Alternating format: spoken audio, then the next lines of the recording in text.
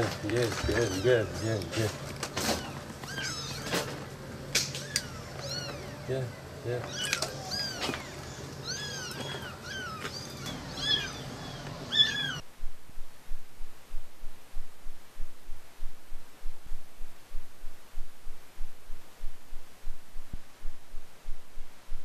Şimdi ben iş yerinden geldim, seslendim, ortada yok. Bizim şurada bir tane komşu var, o beni çağırtırdı birisiyle. Gittim, videoyu bana gösterdi.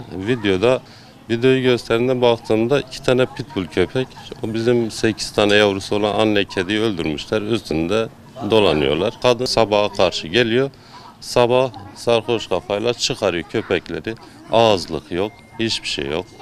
Gelen geçene saldırıyorlar. Kediler, yani sadece bu değil.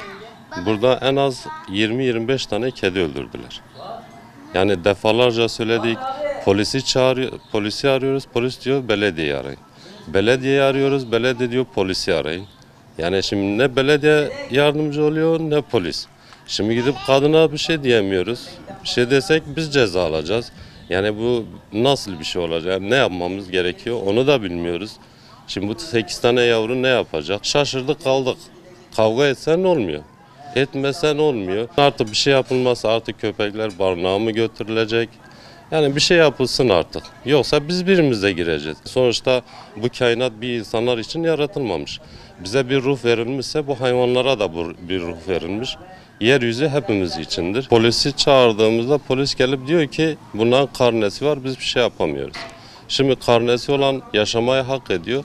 Bu kedilerin karnesi yok diye ölmeyi mi hak ediyor? Şimdi ben bir vatandaş olarak benim kimliğim olmadığını varsayıp ölmem mi gerekiyor yani benim? Bu sistemde şimdi kimliği olan tek mi yaşamayı hak ediyor? Büyükşehir Belediyesi'ni aradım. Büyükşehir Belediyesi diyor ki polisi ara, 155'i ara. 155'i arıyorum. 155 diyor ki alıp nezarete mi atayım köpekleri diyor. Ne yapayım diyor. Ha, sahibinden şikayetçiysen, tamam sahibinden de şikayetçiyim. Yine gelip ilgilenen olmadı. En son Fatih Belediyesi'ni aradım. Fatih Belediyesi'nden ekipler geldi. O anda da kadın evde değildi. Hani bir tek Fatih Belediyesi gelip ilgilendi. Onun dışında hani gelip tasma taksa köpeklere, ama hani ağızlık taksa eyvallah diyeceğim. Hani adam akıllı beslese. Yok. Ne tasma takıyor ne ağızlık takıyor. Sadece burada 4-5 tane kediyi parçaladı. Kadına söylüyoruz. Kadın gelip içip saldırıyor. Sağa sola şey yapıyor. Alıyor taş atıyor bir gün sabaha karşı. Burada herkes şahit zaten. Hani kedilere o şekilde saldıran çoluğumuza çocuğumuza da saldırır. Ne yapacağız yani bunu? Yetkililerin hani ilgilenmesini istiyoruz. Köpekler evde ya aç ya susuz. Kapı açıldığı zaman köpekler kendini dışarıya atıyor. Peşinden koşuyor ama köpekleri durduramıyoruz. Pitbull nihayetinde 2 tane hem de. Kedileri zaten bitirdiler, öldürdüler. Ama buradaki sıkıntı kedi olayını geçti artık. Bizden de korkmaya başladık. Çocuklarımız dediği gibi okula başlayacak. Sabahın saat 7'sinde burada analar, avratlar havada uçuyor. Köpekler dışarılarda geziyor. Baş edemiyoruz. Karakolu arıyoruz. Karakol geliyor. Bir şey yapamayız diyor. Zabıtayı arıyoruz. Karakol gelecek diyor. Ortadaki sorun çözülmeden herkes birbirinin üstüne atarak hayatımıza devam ediyoruz. Sıkıntımız bu yani. Baş edemiyoruz. Baş edemediğimiz gibi baş etme yollarına müracaat ediyoruz. Çözüm de alamıyoruz. Daha dün işte burada bir kardeşimiz polisi aradık karakolu. Karakol yarım saat gelmedi. Üstüne bir daha aradık. En son karakoldan bize geriye dönüş geldi. Vay efendim biz gelmiyoruz. Tamam da biz bu sıkıntıyı nasıl çözeceğiz? Bize yardımcı olan yok, ilgilenen yok. Geliyor buraya, bakıyor, ortalığı kolaçan ediyor. Gidiyor, tamam gitti gidiş o gidiş. Sıkıntımız büyük yani. Dediği gibi yarın öbür gün çocuklar okula giderken de bunlar çıkabiliyor. Apartmanda da çıkamamışlar. Bir gün köpekleri apartmana salmış. İşe gidememiş insanlar. Ya biz dediğim gibi bir sabah burada eşim 2 sabah okula geç kaldı. Apartmanda başka insanlar da var ve biz imza topladığımız halde apartmanca köpekleri attıramadık. Yani bu sonuç olarak bir gün illaki bizim başımıza denk gelecek. Ya benim çocuğumu ısırdıktan sonra biz kendi çabamızla onu bir şekilde yapalım. Ne olacak bu sefer suçlu duruma düşeceğiz. Köpeği ne yaparsın? Bir gün sokakta gördüğünde et atarsın, bir şey yaparsın, öldürürsün. Bu sefer senden şikayetçi olacak. Bu sefer hayvan hakları bizim başımız belaya girecek. Aynen. Talebimiz yani bir şekilde bunun çözülmesi. Yani ya köpeklerin buradan gitmesi. Zerevşan Peki'dir. Mali müşavirim, denetici.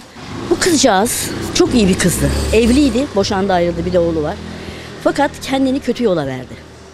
Köpekler 2 tane pitbull salıyor, kürkütükte sarhoş. Burada bir sürü kedilere bakıyoruz, ben de bakıyorum. Ama bu kızı bir an yola getirmek lazım. Akşam gidiyor kötü yola, ondan sabaha karşı kürkütük sarhoş geliyor. Bu ne yani?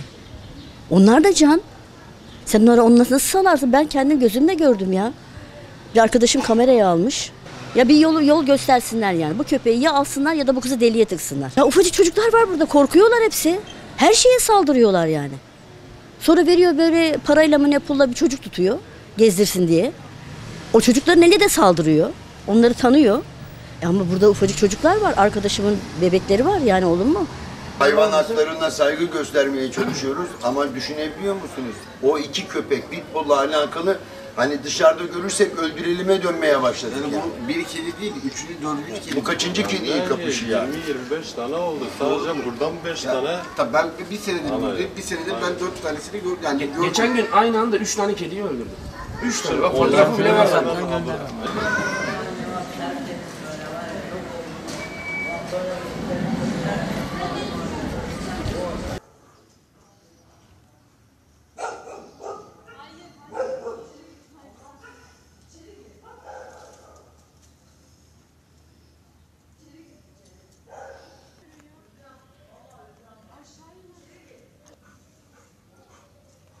Bir tane pitbull köpek besliyor.